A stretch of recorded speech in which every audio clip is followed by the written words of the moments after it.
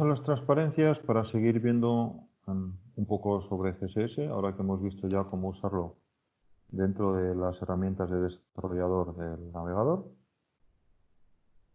Y lo que nos queda por ver fundamentalmente es el lenguaje CSS en sí mismo, o sea, cómo se componen las reglas CSS para poder definir cómo quiero que me aparezcan las cosas en el navegador, cómo quiero que aparezca el HTML en el navegador. Bien, pues primero vamos a ver la estructura básica del lenguaje, definiendo algunos términos. Un documento CSS está compuesto por reglas CSS. En el dibujo tenéis, en el esquema tenéis qué es una regla CSS y veis que incluye un selector y una declaración. La declaración me va a modificar una o varias propiedades. La modificación de una propiedad se hace especificando el nombre de la propiedad, por ejemplo, color, como tenéis en la figura, y el valor que quiero para esa propiedad separado por dos puntos. Entonces, por ejemplo, color, dos puntos, black, quiere decir vamos a cambiar el color a negro. Y para separarlo de otras reglas, de otras declaraciones, utilizo un punto y coma. El punto y coma, si solo hay una regla es opcional, si solo hay una declaración, perdón, es opcional, si hay varias declaraciones lo tengo que poner. El selector, ahora veremos, puede ser más o menos complicado, pero siempre va fuera de las llaves. Y lo que va a hacer es definir qué elementos del HTML se van a ver afectados por esta regla.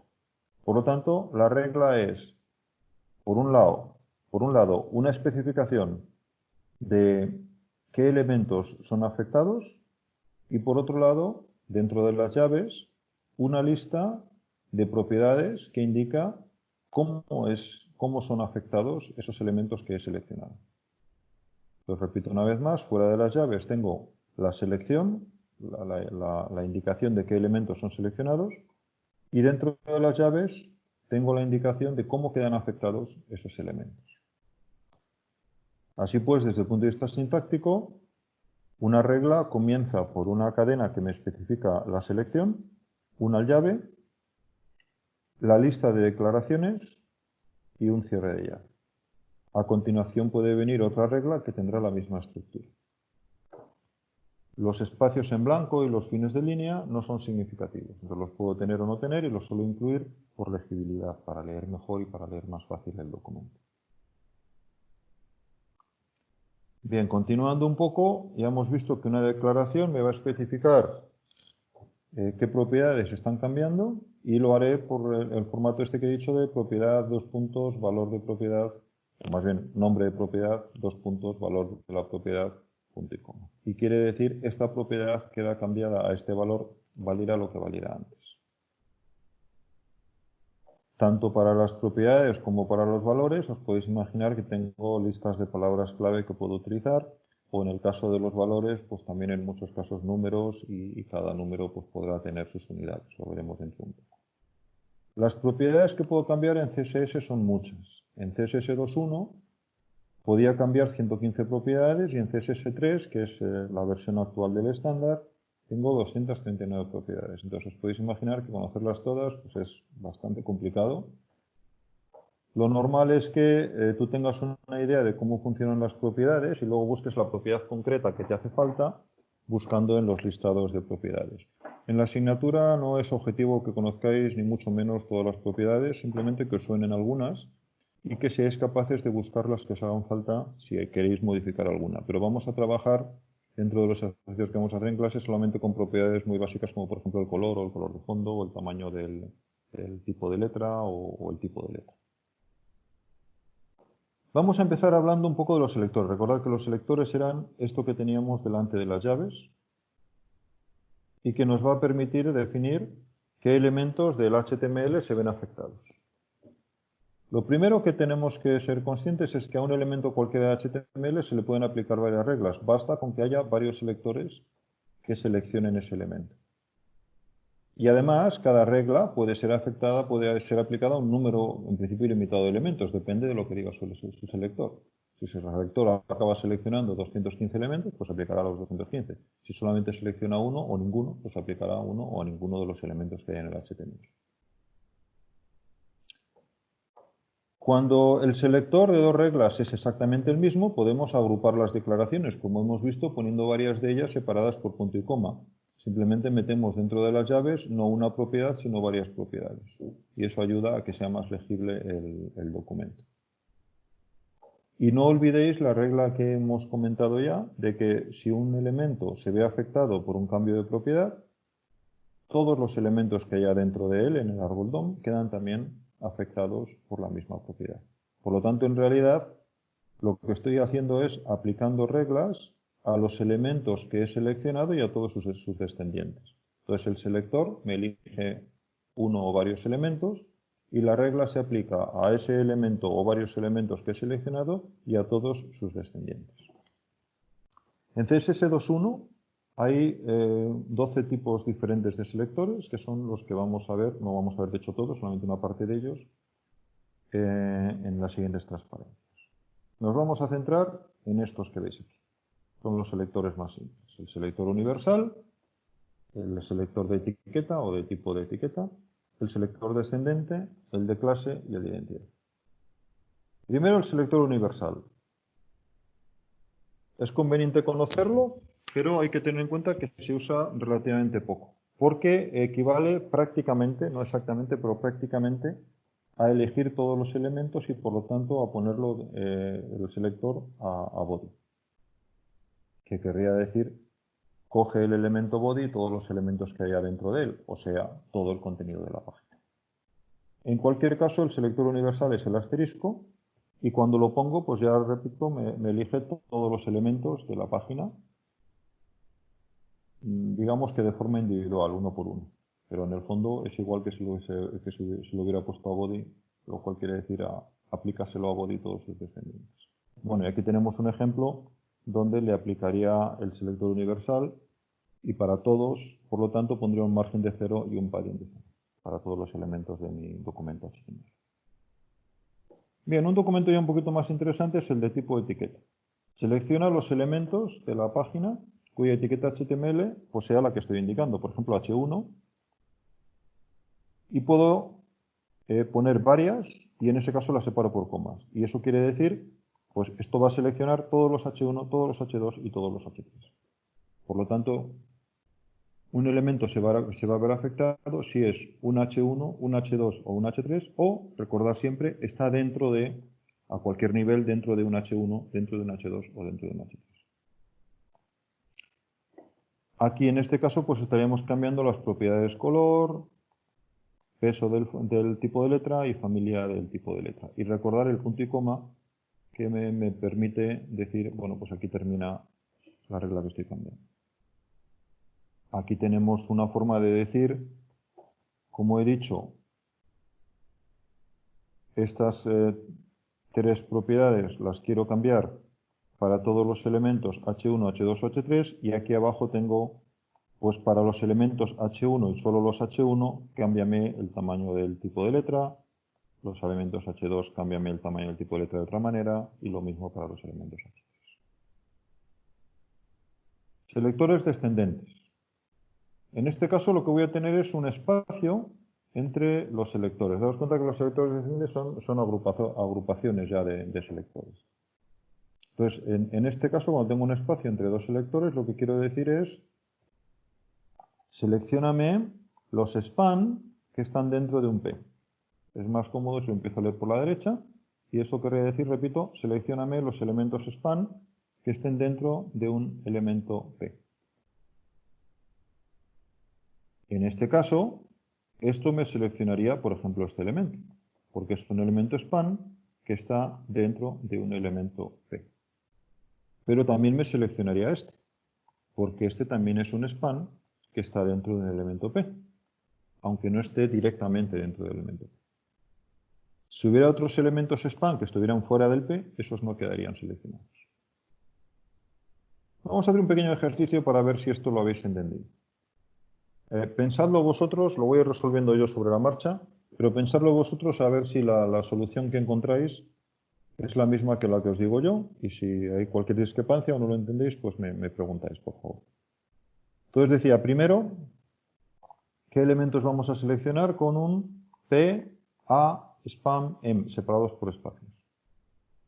Pues como veis, al estar separado por espacios, es un selector descendente, por lo tanto, esto quiere decir elementos em que estén dentro de elementos span, que estén dentro de elementos A, que estén dentro de elementos P, a cualquier nivel. Quiero decir que puede ser que el em esté directamente dentro de un spam o que el em esté dentro de otro elemento diferente que a su vez esté dentro de un spam. En los dos casos quedaría seleccionado, porque lo importante es que el em esté dentro de un spam a cualquier nivel, que esté a su vez dentro de un A a cualquier nivel también, y que esté a su vez dentro de un P a cualquier nivel también. Esta otra, sin embargo, como están separados por comas, estaría seleccionando cualquier elemento que sea un P, que sea un A, que sea un span o que sea un em, sin ningún tipo de anidamiento ni ninguna otra cosa. Por lo tanto, seleccionaría todos los P, todos los A, todos los span y todos los em que yo tenga en mi documento. Este otro de aquí, de nuevo, tenemos espacio, selector descendente, empezamos a leer por la derecha y queremos decir, por lo tanto, que esto va a seleccionar los elementos A que estén dentro de un P a cualquier nivel. Y luego tenemos esta, que es un caso curioso. Está puesto sobre todo para ilustrar cómo el asterisco no siempre es inútil, sino que a veces nos permite hacer cosas que no podríamos hacer fácilmente sin él. Daros cuenta de lo que dice esto. Si empiezo a leer por la derecha, nos damos cuenta de que es un selector descendente, porque tengo espacios. Esto quiere decir todos los elementos A que estén dentro de cualquier elemento, que a su vez estén dentro de un elemento P, a cualquier nivel. Esto quiere decir que estoy especificando que tienen que ser elementos A que tienen un elemento en medio antes de llegar a un elemento P. O sea, cuelgan de un elemento P, pero tienen al menos un elemento en medio. Por lo tanto, un elemento A que cuelgue directamente de un elemento P no estaría capturado por este selector. Sin embargo, un elemento A que tenga, por ejemplo, un elemento P y dentro de ese elemento P cuelgue de otro elemento P, sí estaría capturado por este selector. O un elemento A que cuelgue de un elemento M que cuelgue de un elemento P, también estaría capturado por este selector. Por lo tanto, aquí vemos un caso que no puedo resolver fácilmente con otros selectores y que me muestra que el selector universal pues a veces me hace falta para definir ciertas cosas. Y repito, última vez, que en este caso estoy diciendo que estoy seleccionando elementos A que están dentro de elementos P, pero con algún elemento intermedio entre el A y el P. Bueno, en todos los casos, obviamente, se aplicarían estos cambios de propiedad, estos cambios de atributos que vienen dentro de las llaves. Esa es la regla que voy a aplicar. Bueno, continuamos. Selectores de clase. Los selectores de clase me van a permitir definir en mi documento clases y aplicar los selectores a lo que en mi documento he definido esas clases. Se utilizan muchísimo, porque lo que me permite es agrupar en el documento HTML aquellos elementos que yo quiero que se traten de la misma manera, que se les aplique un cierto estilo de la misma manera. Y para ello lo único que tengo que hacer es ponerles el atributo class a un cierto valor, el que yo quiera. Por ejemplo, aquí estoy diciendo que este elemento P entra en la clase destacado. Veis que lo único que hago es poner en el atributo class el valor destacado. Eso lo hago con más elementos. Por ejemplo, este elemento A también le he puesto el atributo class igual a destacado. Y este elemento em también le he puesto el atributo class igual a destacado. La forma de referenciar una clase en un selector CSS es con el punto delante. Fijaros ahí el punto. Entonces, punto destacado quiere decir cualquier elemento que esté en la clase destacada. De esta manera, cuando yo estoy definiendo mi HTML, yo puedo pensar qué partes del documento HTML quiero que se manejen conjuntamente por el CSS. Y por ejemplo, en este caso, puedo estar queriendo tener la semántica de tengo elementos, partes de mi documento que van a estar destacados, que quiero que me salgan, no sé, en negrita, en lo que sea, en este caso en rojo, por ejemplo. Entonces yo los voy marcando todos, metiéndolos en la clase destacado, y aquí en el CSS digo, vale, pues a todos ellos me los pones en rojo. De esta manera, tengo una forma de añadir nueva semántica al documento y de poder manejar la apariencia de esa semántica como a mí me dé la gana. Daros cuenta también, es muy obvio que si yo veo el rojo y no me gusta y quiero voy a probar con verde, pues me bastaría con poner aquí green y todos los elementos quedarían también cambiados. Bueno, este es el selector de clase. Podemos utilizar también el selector de clase combinado con otros selectores. Por ejemplo, lo puedo combinar con el selector de tipo y me quedarán cosas del estilo de p.destacado. Eso quiere decir elementos p que estén en la clase destacado. Por ejemplo, este elemento p está en la clase destacado. Este de aquí también está en la clase destacado, pero no es un elemento p, es un elemento a. Por lo tanto, este elemento no sería capturado por este selector. Y de la misma manera, este elemento m también está en la clase destacado, pero no es un elemento p, por lo tanto tampoco sería capturado por este selector. Repito, esto por lo tanto quiere decir, voy a seleccionar todos los elementos que sean p y que estén en la clase destacado. Bien, igual que antes, un pequeño ejercicio, tratar de pensarlo antes de que yo diga la solución. P.aviso, pues es justamente uno de los que acabamos de ver, elementos P que están en la clase .aviso.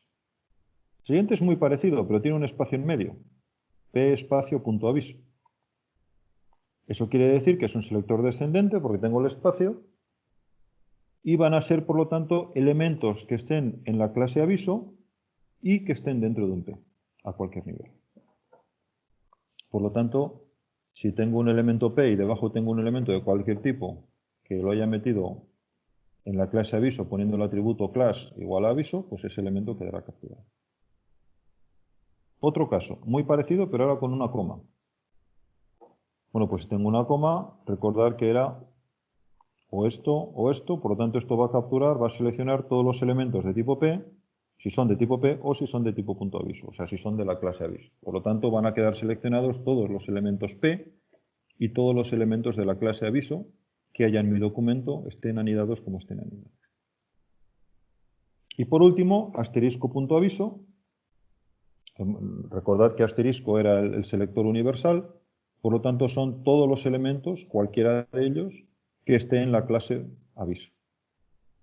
Entonces equivaldría a haber puesto solamente .aviso.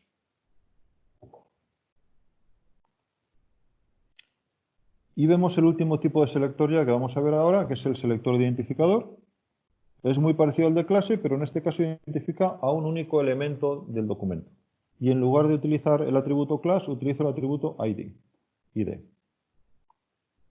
Por ejemplo, aquí pone ID igual a destacado, pues quiere decir que le estoy dando el identificador destacado a este elemento P. Repito que solamente tendría que haber uno en todo el documento. Si hay más de uno, pues es un error, aunque el navegador hará lo que pueda y de todas formas tratará de hacer algo con ello. Puede que se lo aplique a todos, puede que se lo aplique a uno de ellos, pero en principio los identificadores deberían ser únicos. En cualquier caso, pues aquí veo como el elemento P, este elemento P, que empieza aquí y termina aquí, pues tiene el identificador destacado, por lo tanto, si yo le pongo su selector, que veis que es sostenido nombre del identificador, igual que punto nombre de identificador era para la clase, perdón, punto nombre de la clase era para la clase, pues sostenido nombre de identificador es para el identificador. Entonces, sostenido destacado quiere decir aquellos elementos que tengan el identificador destacado, que repito, debería ser 1 además. Por lo tanto, esto es más bien, seleccióname un elemento si tiene el identificador destacado. Y bueno, en este caso le estaría cambiando el color a rojo. Un pequeño ejercicio también, igual que otras veces, tratar de pensarlo antes de que yo le haya dado respuesta. ¿Qué elementos van a seleccionar estos selectores? Pues a este de aquí. Seleccionaría los elementos P que tengan identificador aviso. Sería más bien el elemento P que tenga el identificador aviso, si es que lo hay. Esta otra tiene un espacio en medio, por lo tanto, selector descendente. Elemento que tenga el identificador aviso que esté dentro de un P, o más bien si está dentro de un P, porque solamente puede haber uno. Aquí tenemos una coma, por lo tanto, elemento con el identificador aviso o elemento que sea un P, por lo tanto, todos los elementos P y el elemento que tenga el identificador aviso. Y por último, asterisco sostenido aviso, que quiere decir el elemento que tenga identificador aviso. Daros cuenta que este selector, por ejemplo, pues en realidad es igual que si yo le quitara el asterisco, porque quiere decir el elemento de cualquier tipo que tenga identificador aviso, que por un lado debería ser solamente uno, pero que es lo mismo que habría obtenido si hubiera puesto sostenido aviso. En ese sentido viene esta pregunta aquí de que si tiene sentido o no tiene sentido estos selectores. Y por supuesto todos estos selectores tienen sentido, claro, si hay un elemento aviso al menos dentro de mi documento, o sea, algún elemento marcado con identificador aviso. Muy bien. Vamos a ver algún otro ejercicio muy simple también. Aquí tengo alguna combinación de selectores de los que hemos visto antes. Pues, por ejemplo, estoy combinando dos selectores de clase, pero de forma descendente. Por lo tanto, aquí estoy queriendo decir todos los elementos que estén en la clase especial y que estén dentro de un elemento de la clase aviso. O dicho de otra manera, voy a seleccionar un elemento si es de la clase especial y por encima, a cualquier nivel, tiene un elemento de la clase aviso.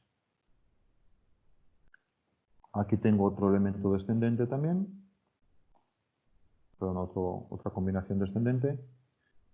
En este caso lo que tendría es un elemento span, de tipo span, que esté en la clase especial, por lo tanto esto seleccionará elementos span que estén en la clase especial y que a su vez estén dentro de elementos div que están en la clase aviso. O en otras palabras, solo se seleccionarán los elementos span que estén en la clase especial cuando además estén dentro a cualquier nivel de elementos div que estén en la clase aviso. Y por último, este que veis aquí, pues me seleccionaría, vemos que hay espacios, luego seleccionador descendente, empiezo a leer por la derecha, elementos A que tengan el identificador de inicio, o sea, el elemento A que tenga el identificador de inicio, que a su vez esté a cualquier nivel dentro de un elemento LI y que esté en la clase destacado, que a su vez esté dentro de un elemento UL que esté en el identificador, que tenga el identificador menú principal.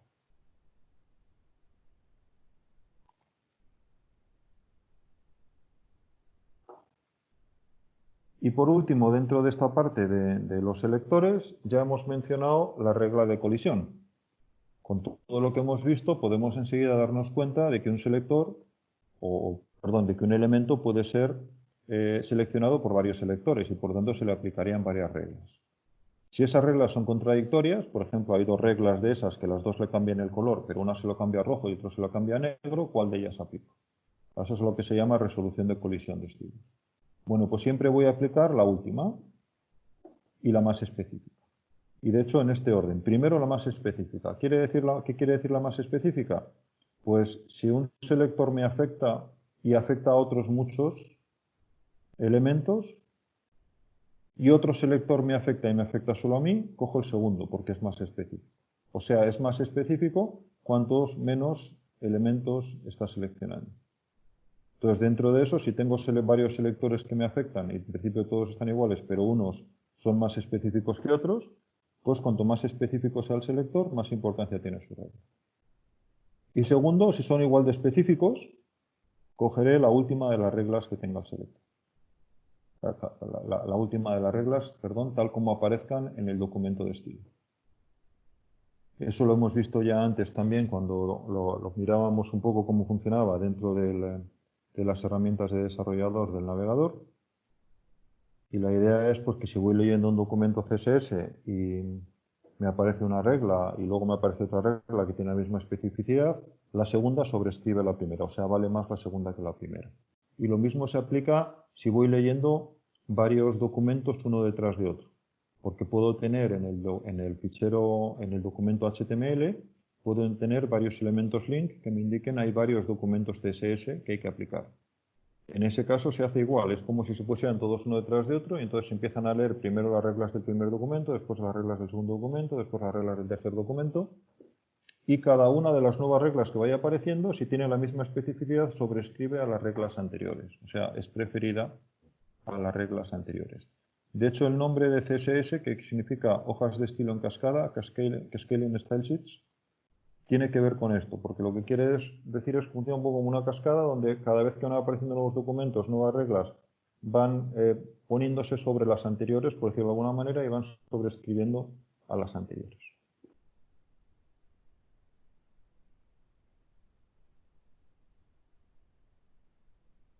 Me queda ya nada más que ver de lo que vamos a ver de CSS, unidades de medida y un par de cositas más. Las unidades de medida tienen que ver con cómo le doy unidades a los números que me aparezcan cuando eso es relevante. Y eso ocurre fundamentalmente con las unidades de tamaño. Y tengo varias formas de definir esas unidades. Las fundamentales son las unidades absolutas, las unidades relativas o los porcentajes, que al final son un tipo de unidades relativas. Las unidades absolutas son las que al final puedo resolver a un tamaño. Por ejemplo, in, que son inches, pulgadas, cm, centímetros, mm, milímetros, y pt y pc, que son puntos y picas. Puntos y picas son unidades de tipografía que vienen un poco de la época de la imprenta y que tienen que ver con el tamaño que tenían los fonts y no sé qué. No nos importan mucho, salvo que son unidades absolutas también. Las puedo poner, si quisiera, puedo convertir cualquiera de estas en cualquiera de las otras. Como sabéis, pues 10 milímetros son 1 centímetro, una pulgada, no me acuerdo, son 2 centímetros y pico, si no recuerdo mal. Bueno, y los puntos y las picas también los podría poner en centímetros, en milímetros o en pulgadas. En cualquier caso, para resolver estas unidades tengo que conocer el tamaño de la pantalla y los navegadores modernos normalmente lo conocen porque el dispositivo les informa de ello. Entonces puedo decir quiero una línea de 1 milímetro o quiero un borde de 3 centímetros. Y en principio el navegador, si conoce el tamaño de la pantalla, puede calcular cuántos píxeles son esos e iluminarme los píxeles que hagan falta. Es más común utilizar unidades relativas. Las unidades relativas las hago dependiendo de lo que haya definido por defecto en el navegador. Y las unidades principales son EM, EX y PX. PX son píxeles, son relativas porque dependen del número de píxeles que hay en la pantalla. Y EM son relativas al tamaño por defecto, por defecto del tipo de letra que tenga seleccionado ahora. Un EM es una altura de letra normal. De forma que si pongo 2 EM, por ejemplo, quiere decir letras el doble de lo altas de lo que suelen ser. Por último, porcentajes, pues es simplemente el porcentaje sobre el tipo de letra que tengo definido ahora normalmente, sobre el tamaño del tipo de letra que tengo definido normalmente. O sobre el ancho o la longitud del elemento padre que yo tuviera. Pues, por ejemplo, si pongo un 50%, quiere decir que era un 50% de lo que, digamos, me tocaría. Si estoy hablando de un tamaño de una letra, pues el 50% de lo que normalmente le tocaría a esta letra. Y si estoy hablando de un ancho de un borde, por ejemplo, pues el 50% del ancho que le tocaría a este borde si no lo hubiera puesto este tipo. Ya he comentado que en general se utilizan más las unidades relativas porque me permiten escalar mucho más fácilmente en distintos dispositivos, aunque a veces necesito unidades absolutas.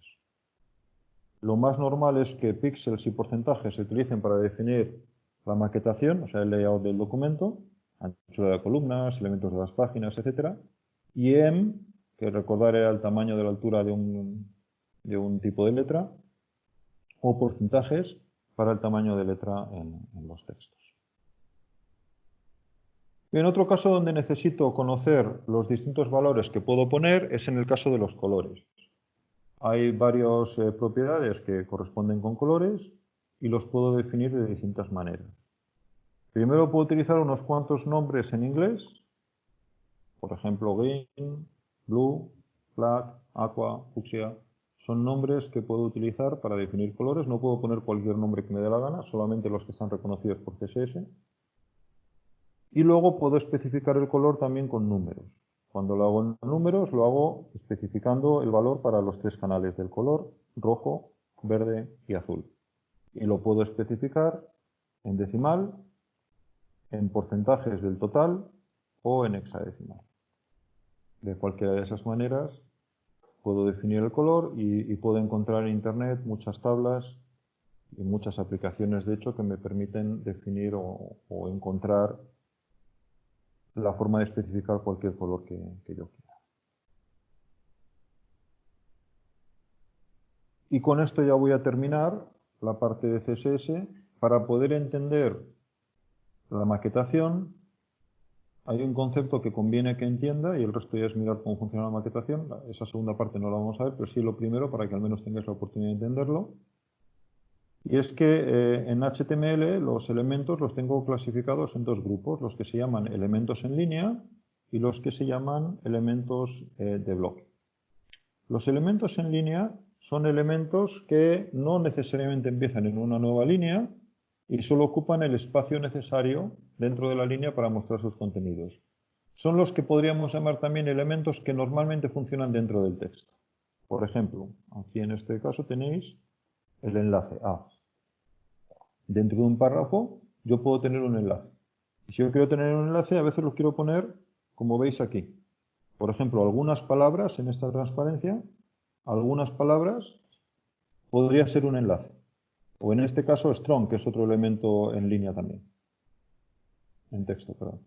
Entonces, strong o A son elementos que funcionan dentro de un texto y que por lo tanto con ellos tienen que ocurrir cosas como que al llegar al final de la línea no se pasan enteros a la línea siguiente si no caben, sino que simplemente se parten.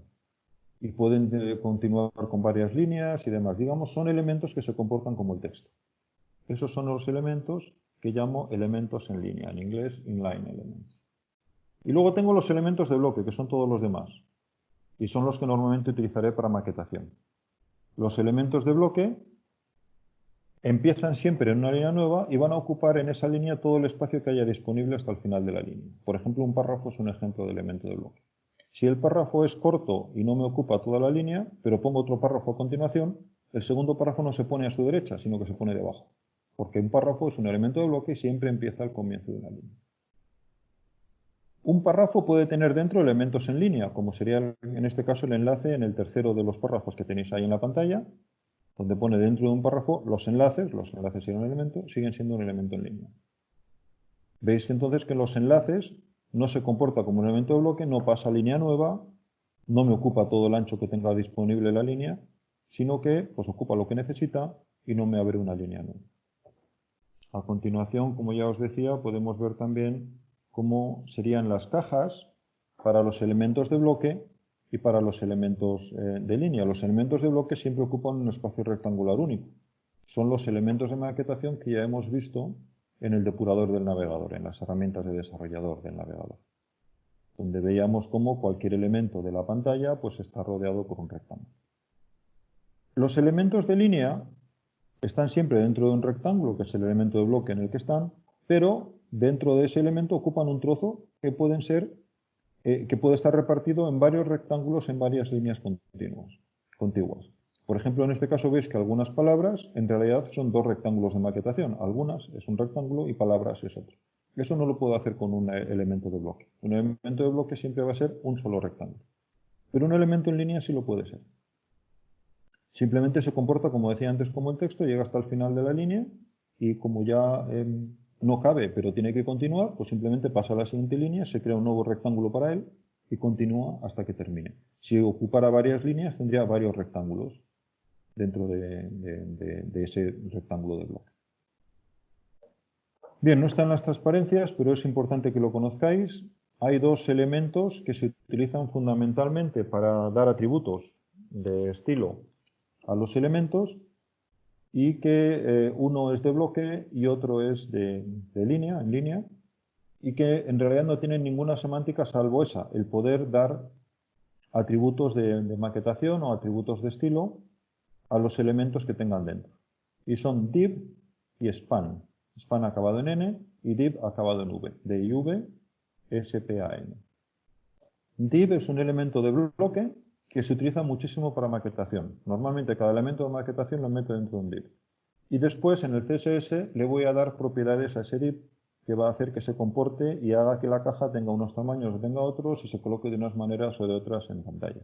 Si veis los estilos del CSS Garden, podréis ver que prácticamente todos los elementos de maquetación están dentro de divs, metidos en clases distintas, y luego lo que hago es manejar qué atributos le doy a esas clases, a esos divs en el fondo, y con eso voy definiendo cómo se colocan las cajas y qué apariencia tienen y qué tamaño tienen en pantalla.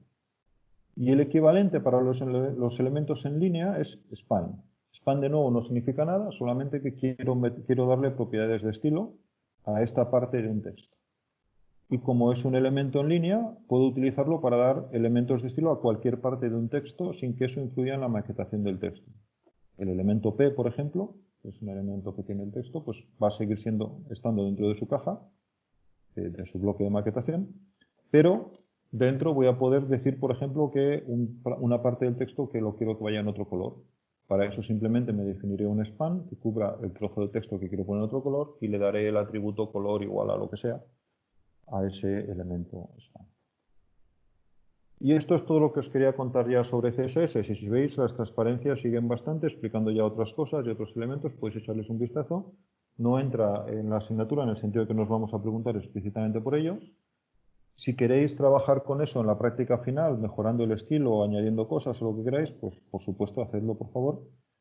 Pero no estáis obligados a ello. Lo único que nos importa de las hojas de estilo, dentro del contexto de la asignatura, es que sepáis aplicar una hoja de estilo a un documento HTML y que sepáis ponerlo de las distintas formas que hemos visto y que podáis poner reglas básicas y podáis entender reglas básicas.